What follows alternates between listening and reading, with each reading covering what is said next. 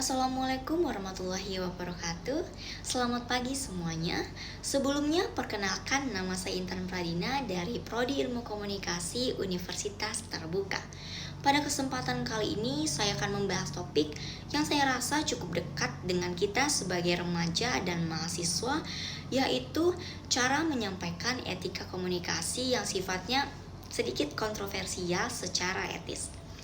Menurut saya, di era komunikasi yang sangat terbuka pada saat ini, kita semua berhak dan kita semua bisa melakukan komunikasi dimanapun. Tetapi, karena banyaknya komunikasi yang sangat terbuka ini, kita juga memiliki tentunya banyak tantangan dalam menyampaikan komunikasi, apalagi yang sifatnya kontroversial ya teman-teman. Nah, di sini yang sekarang akan saya bahas adalah gimana sih caranya supaya menyampaikan etika komunikasi yang sifatnya kontroversial ini dapat diterima dengan baik oleh audiens. Sebagai contoh, saya akan memberikan salah satu contoh dengan penggunaan AI ya teman-teman. Kita sama-sama tahu ya bahwa AI ini adalah salah satu teknologi canggih di mana dia bisa melakukan pekerjaan yang harusnya dikerjakan dengan manusia dengan waktu yang cukup lama, tetapi AI bisa mengerjakannya dengan waktu yang sangat instan ya teman-teman. Kemudian muncul spekulasi, apakah AI ini benar? Apakah AI ini dapat membangun minat belajar mahasiswa? Atau mungkin malah dapat menurunkan minat belajar mahasiswa? Nah, jadi setiap orang jelas mempunyai persepsi yang berbeda-beda ya teman-teman. Maka dari itu, sekarang yang akan kita bahas adalah bagaimana caranya menyampaikan salah satu ataupun sebuah ide yang sifatnya kontroversial agar orang atau audiens percaya pada kita. Menurut saya, langkah yang paling utama adalah kita harus kenali dulu audiens kita ini siapa. Misalnya, saya sebagai mahasiswa, saya akan berbicara di depan publik dengan dilihat oleh mahasiswa yang usianya sebaya dengan saya, kisaran 18 atau 21 tahun misalnya. Saya akan tahu dan akan lebih mudah menyampaikannya karena saya dengan mereka seusia. Saya akan lebih mudah menegosiasi dengan mereka bahwa penggunaan AI adalah salah satu kegiatan yang positif, karena dapat membantu kita untuk melakukan segala sesuatu dengan cepat tanpa mengurangi kredibilitas kita sebagai mahasiswa. Tetapi, jika audiens kita adalah orang yang usianya sudah lanjut, misalnya kisaran 50 atau 65 ke atas, sepertinya kita akan memiliki tantangan yang lebih baru dan lebih banyak karena biasanya menjelaskan sesuatu dengan orang yang usianya jauh di atas kita akan lebih banyak spekulasinya. Dan biasanya orang yang lebih dewasa dari kita akan lebih susah memahami kira-kira benar nggak ya. Biasanya orang-orang yang lebih dewasa itu mempunyai pola pikir yang beda dari usia-usia remaja seperti biasanya. Makanya di sini etika komunikasi sangat diperlukan agar kita bisa meyakinkan audiens bahwa apa yang kita sampaikan itu benar. Kemudian poin yang kedua adalah kita harus tahu dulu nih kira-kira apa yang audiens kita mau. Misalnya, kita sedang berbicara dengan orang yang seusia kita. Jelas kita tahu apa yang mereka mau karena kita seusia dengan mereka.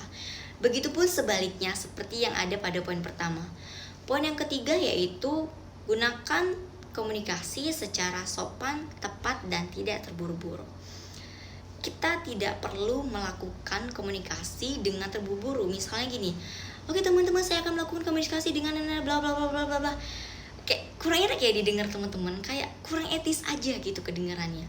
Tetapi jika kita melakukan komunikasi dengan ritme yang santai, pelan, enak, tetapi tetap tegas ya teman-teman, maka pendengar juga akan mendengarkannya dengan enak ya didengar, kayak beneran ya kita bisa paham nih apa yang dia sampaikan gitu ya teman-teman. Kemudian sampaikan dengan cara yang sopan. Kita nggak bisa tahu ya teman-teman, kira-kira audiens kita ini usianya berapa, kira-kira kalangannya seperti apa, sifatnya seperti apa. Kita nggak akan bisa menebak apa isi kepala audiens kita. Tapi yang bisa kita lakukan adalah semaksimal mungkin kita melakukan kegiatan komunikasi dengan cara yang sopan.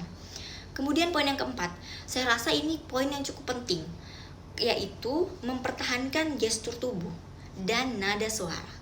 Misalnya, dari awal saya melakukan komunikasi ini dengan suara yang tetap stabil. Contohnya, jika saya melakukan komunikasi ini dengan cara yang suara yang tidak stabil, mungkin audiens juga akan, ih apa sih, kurang enak banget ya didengar. Atau mungkin saya melakukan komunikasi dengan menggunakan bahan ataupun catatan. Sebagai contoh, saya akan gunakan ponsel saya. Misalnya, pada saat saya sedang melakukan wawancara ataupun komunikasi tetapi saya melihat teks, otomatis audiens juga akan berpikir bahwa kok kurang kredibel ya, kok kurang kok kurang menjiwai ya, kok kurang memahami ya. Mereka akan sepele dengan kita. Saya akan kasih contoh misalnya seperti ini. Baik teman-teman, kita akan kesannya seperti kita membaca ya teman-teman. Nah itu saya rasa salah satu kegiatan yang gak boleh dilakuin sebagai pembicara. Baik, kita balik lagi. Kemudian yang selanjutnya adalah mempertahankan gestur tubuh. Kita sebagai pembicara usahakan tubuh kita tetap tegak lurus. Tangan kita boleh kita dekap ke depan. Usahakan tangan kita ke depan dengan posisi lurus. Coba kita bayangkan jika saya melakukan komunikasi dengan tangan seperti ini, apa yang akan dipikirkan oleh audiens? Jelas bukan pikiran yang positif ya teman-teman. Pasti audiens juga akan berpikir bahwa kok pembicaranya gak sopan sih, kok pembicaranya petentang-petenteng banget sih.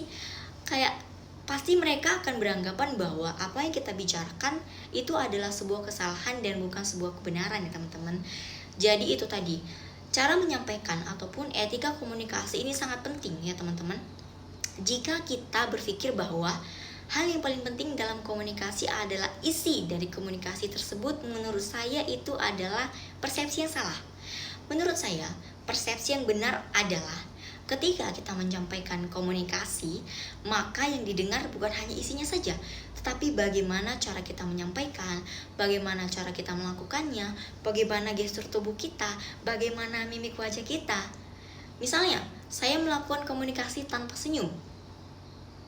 Saya hanya diam, hanya menatap audiens dengan pandangan kosong. Apakah audiens akan tertarik mendengarkan saya dari awal sampai akhir?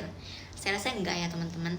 Maka dari itu, gestur dan nada suara itu cukup penting dalam melakukan etika komunikasi, apalagi yang sifatnya adalah harus meyakinkan audiens, seperti komunikasi yang kontroversial seperti penggunaan AI yang saya sebutkan di awal tadi.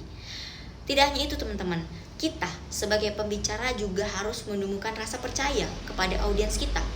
Ketika kita sudah menumbuhkan rasa percaya kepada audiens kita, jelas mereka juga akan percaya sepenuhnya kepada kita. Dan apapun yang akan kita sampaikan, pasti mereka akan percayai. Jadi intinya adalah ketika kita menyampaikan komunikasi yang sifatnya kontroversial, kita harus tahu dulu kira-kira bagaimana cara kita melakukannya, bagaimana cara kita menyampaikannya, dan bagaimana cara kita menghadapi audiens-audiens yang mungkin akan di luar kendali kita ya teman-teman. Mungkin itu aja dari saya. Sebagai penutup, mungkin kita harusnya sebagai mahasiswa dan remaja bisa lebih merenungkan lagi bahwa sebenarnya etika komunikasi ini dapat kita bangun dengan baik dengan cara terus belajar dan ambil kesempatan yang bisa kita ambil. Misalnya ada ruang belajar atau ada ruang untuk berbicara, gunakan teman-teman. Dan mungkin dengan cara itu kita bisa mengambil sisi positif dari ilmu komunikasi yang sudah kita pelajari sebagai mahasiswa Universitas Terbuka. Mungkin itu aja dari saya. Semoga apa yang sampaikan dapat bermanfaat bagi kita semua. Selamat pagi semuanya. Assalamualaikum warahmatullahi wabarakatuh.